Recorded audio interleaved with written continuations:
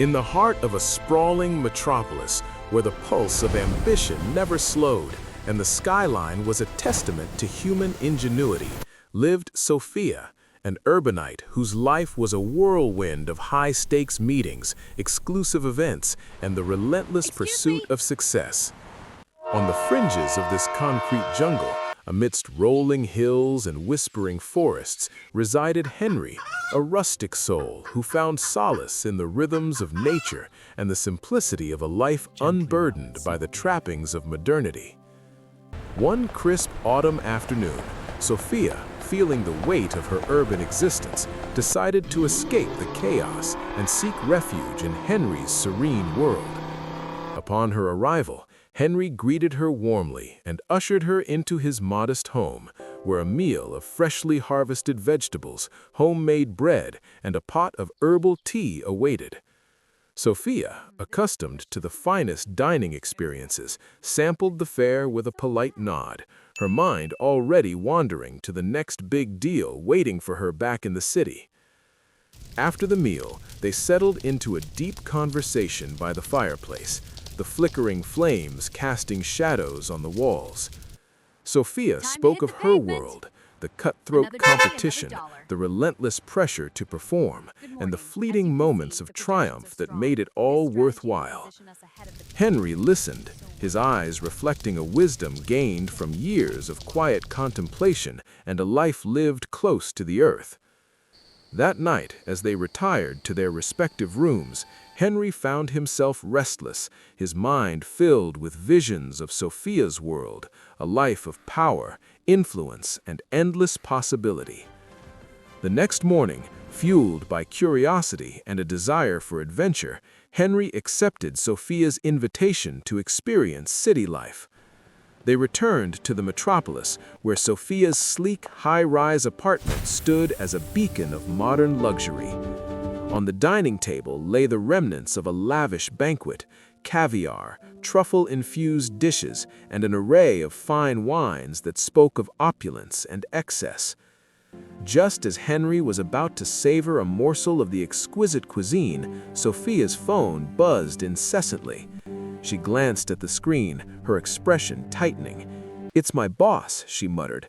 "I have to take this in the other room." She left Henry alone at the table, and he couldn't help but overhear snippets of the conversation, a crisis at work, a project teetering on the brink of failure, and the looming threat of layoffs. When Sophia returned, her face was pale, her usual confidence replaced by a look of weariness. "This is what my life is like," she said, her voice barely above a whisper. "Constant pressure, never a moment's peace." Later that evening, as they were preparing to call it a night, the apartment's fire alarm suddenly blared to life. Sophia's eyes widened in alarm. "Not again," she groaned. "It's probably just a false alarm, but we have to evacuate." They rushed down the stairwell, joining a stream of panicked residents. Outside, the night air was chilly, and the sidewalk was crowded with people milling about, some in pajamas, others clutching laptops and briefcases.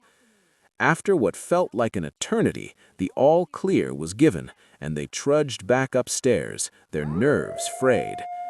"This happens more often than you'd think," Sophia admitted.